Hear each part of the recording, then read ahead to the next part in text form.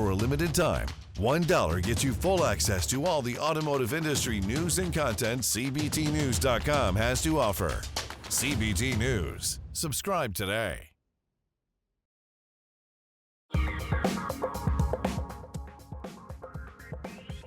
Hi, it's Steve Greenfield from Automotive Ventures, and we're back for the latest episode of the Future of Automotive on CBT News.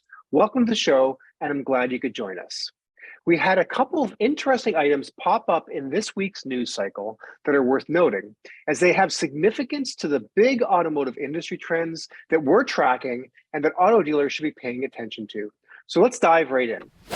First up this week, the Mississippi Senate passed a bill that would restrict the sale of electric cars to being only through franchise dealerships, which would prevent automakers from selling EVs directly to consumers in the state. The bill, which was introduced by Mississippi House Republicans, now heads to Republican Governor Tate Reeves, who has not indicated yet if he will sign it.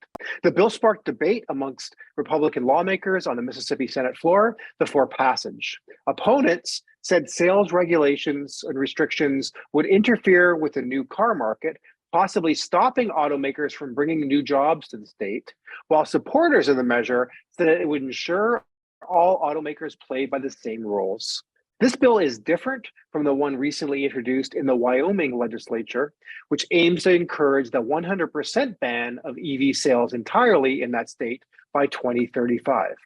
Unlike Wyoming, the Mississippi bill does nothing to discourage or ban EV sales, but makes their sale possible only through the traditional franchise dealership model.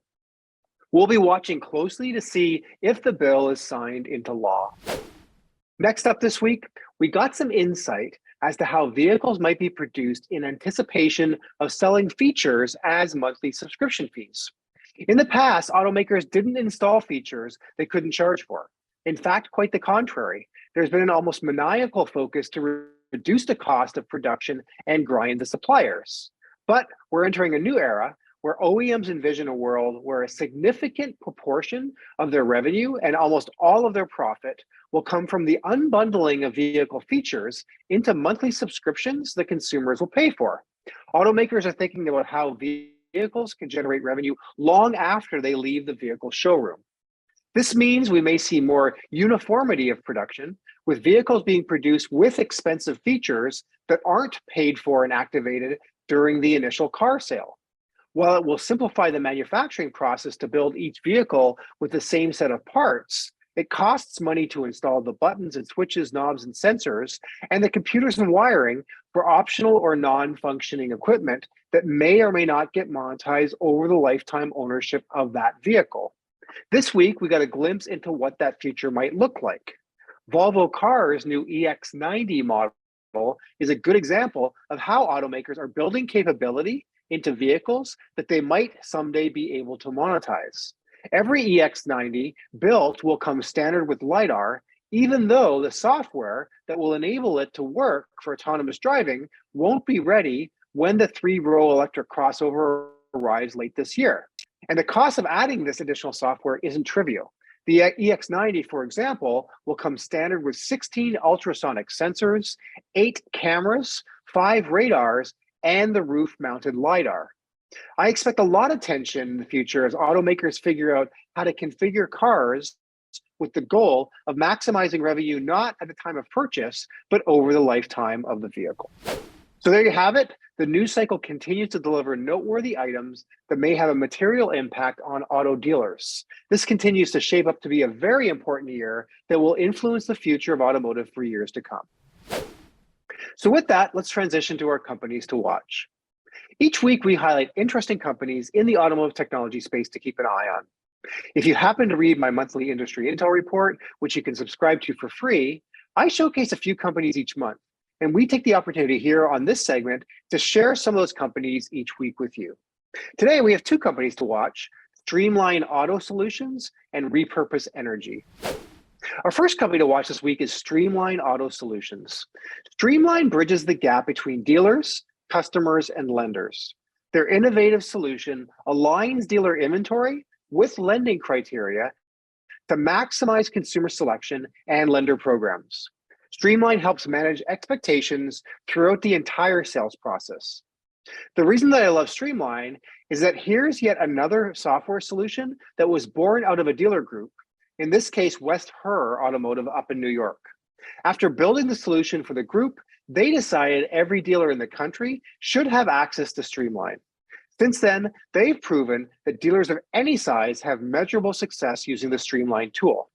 You can check out Streamline at www.streamline.auto. Our second company to watch this week is Repurpose Energy. Repurpose Energy is focused on reusing EV batteries to create reliable, low-cost second life energy storage systems. They maximize the value of these batteries, strengthen the resilience and sustainability of battery supply chains, and support the global transition to renewable energy. The reason that I love Repurpose Energy is that by the end of this decade, over 150,000 tons of EV batteries will be retired in the United States alone. Repurpose Energy aims to give these batteries a second life. You can check out Repurpose Energy at www.repurpose.energy. So that's it for this week's Future of Automotive segment. If you're an auto tech entrepreneur working on a solution that helps car dealerships, we want to hear from you. We're actively investing out of our new dealer fund. If you're a dealer who wants to invest in early stage auto tech companies that benefit your business, let me know. We are still accepting new investors into the dealer fund, but we'll be conducting the final close of the fund at the end of April. If you're interested in joining our investment club to make direct investments into auto tech and mobility startups with small checks, please join the club. There is no obligation to start seeing our deal flow, and we continue to have attractive investment deals available to our members. And don't forget to check out my book, The Future of Automotive Retail, which is available on Amazon.com. Thank you for tuning into CBT News for this week's Future of Automotive segment, and we'll see you next week.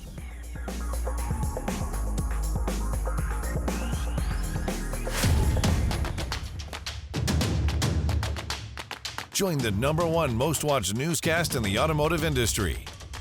CBT News. Subscribe today.